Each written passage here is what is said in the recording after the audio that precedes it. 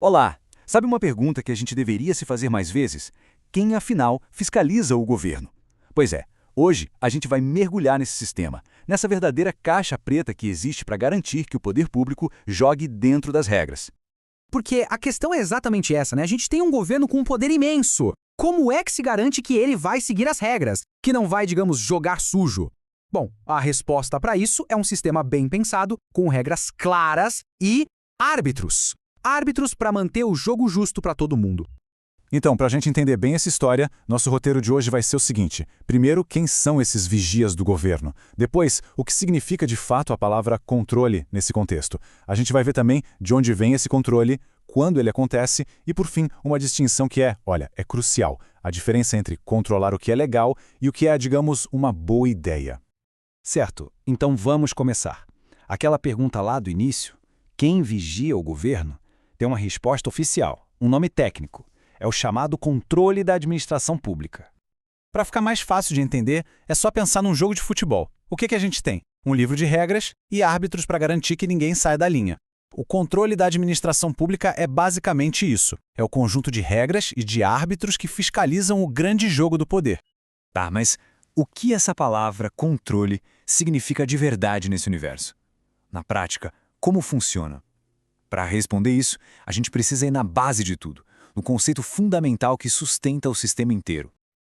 Olha só, este mapa mental vai ser nosso guia hoje. E perceba que tudo parte daqui, do conceito de controle. É a raiz, o ponto de partida. Todos os outros galhos, todas as outras ideias que a gente vai ver hoje nascem dessa definição. É a base de tudo mesmo.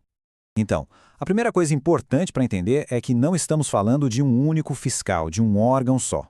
Não, é um conjunto de instrumentos, de ferramentas. A própria administração pode se controlar. O judiciário e o legislativo também controlam. E até a população tem ferramentas para fiscalizar e revisar o que o governo faz.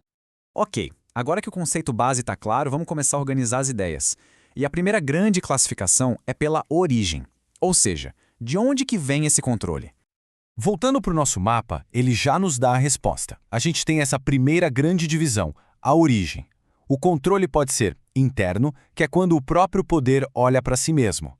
Pode ser externo, quando um poder fiscaliza o outro. E tem também o controle que vem de nós, da população. Vamos detalhar cada um deles. Vamos lá. O controle interno é bem intuitivo. É quando um órgão fiscaliza seus próprios atos. Pensa num chefe de setor revisando o trabalho da sua equipe. É isso. Já o controle externo é o famoso sistema de freios e contrapesos em ação. É um poder fiscalizando o outro. O exemplo clássico, o Congresso Nacional analisando as contas do presidente da República. E tem um terceiro tipo que é fundamental, o controle popular. Aqui é a sociedade civil entrando em campo. É a nossa voz. A gente está falando de coisas como audiências públicas, o direito de petição, as ações populares. Enfim, são as ferramentas que a gente tem para fiscalizar o poder diretamente. É a democracia funcionando na prática, né? Ainda nessa discussão sobre controle interno e externo, surgem dois conceitos que parecem complicados, mas não são. Primeiro, o controle hierárquico. Esse é o controle interno clássico, baseado na subordinação, chefe e subordinado, simples assim. O outro é o controle finalístico, que também é chamado de tutela administrativa. Aqui não tem subordinação. É a supervisão que a administração direta, tipo um ministério, faz sobre uma entidade vinculada, com uma autarquia, tipo o INSS, sabe? É uma fiscalização para ver se os objetivos estão sendo cumpridos. Beleza? Já vimos de onde vem o controle. Agora vamos para outra classificação super importante. Quando ele acontece? Porque o timing aqui muda tudo. O controle pode atuar em momentos bem diferentes, e cada momento tem um propósito. Nosso mapa, de novo, nos ajuda a visualizar isso. O momento do exercício do controle é outra grande ramificação. A analogia da obra é perfeita. Pode ter um engenheiro fiscalizando o projeto antes de começar, acompanhando a construção durante, ou verificando se tudo foi feito certo depois de pronta. Vamos ver como essa linha do tempo funciona. Então, a gente tem o controle prévio, ou a priori, que serve para prevenir um problema antes mesmo de ele acontecer. Tem o controle concomitante, que é a fiscalização em tempo real, enquanto a ação está rolando. E, claro, tem o controle posterior, ou a posteriori, que age depois que o ato já foi feito, seja para corrigir um erro, anular algo ilegal, ou até revogar uma decisão que já não faz mais sentido. Certo. Agora a gente chega na parte que, na minha opinião, é a mais crucial de todas. Porque não adianta só saber quem controla e quando controla. A pergunta de $1 milhão é: o que exatamente está sendo controlado? E o nosso mapa nos leva direto para o coração da questão. Olha só essa bifurcação aqui. O aspecto controlado e a resposta se divide em dois universos, que são completamente diferentes. O controle de legalidade e o controle de mérito. Entender essa diferença, de verdade, é a chave para sacar como todo esse sistema funciona. É bem simples, na verdade. O controle de legalidade faz uma pergunta: este ato está de acordo com a lei? Sim ou não? É uma análise objetiva, preto no branco. Se a resposta for não, o ato é anulado. Já o controle de mérito faz outra pergunta. Ok, pode até ser legal, mas esta é a melhor decisão? É conveniente? É oportuno fazer isso agora? Essa é uma análise subjetiva de escolha, e se a administração concluir que não foi uma boa ideia, ela pode revogar o ato.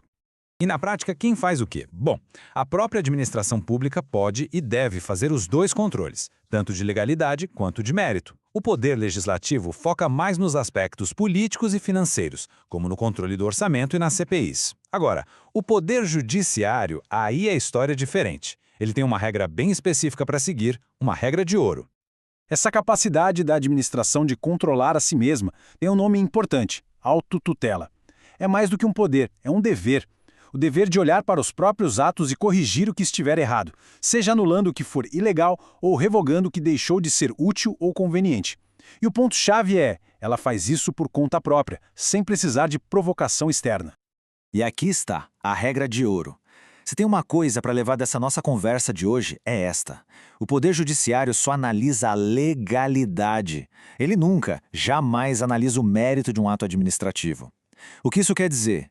Que um juiz pode dizer que uma decisão do governo é ilegal, mas ele não pode dizer que foi uma decisão ruim ou inoportuna. Essa avaliação de mérito é exclusiva da própria administração. Isso é fundamental. Então, quando a gente olha para essa figura toda, para essa teia de controles, fica claro que não é só um sistema para punir. É muito mais um mecanismo para orientar, para guiar a atuação do governo. O objetivo final é garantir que o Estado haja sempre dentro da lei, que seja eficiente e, o mais importante de tudo, que preste contas à sociedade. E tudo isso nos leva a uma última reflexão, né? A gente viu a teoria, o desenho desse sistema complexo que foi criado para vigiar o governo. A pergunta que fica é, na prática, no dia a dia, essa rede de fiscalização funciona? Ela é realmente eficaz para garantir que o governo seja justo e responsável? Porque, no fim das contas, a resposta para essa pergunta diz muito sobre a saúde da nossa própria democracia.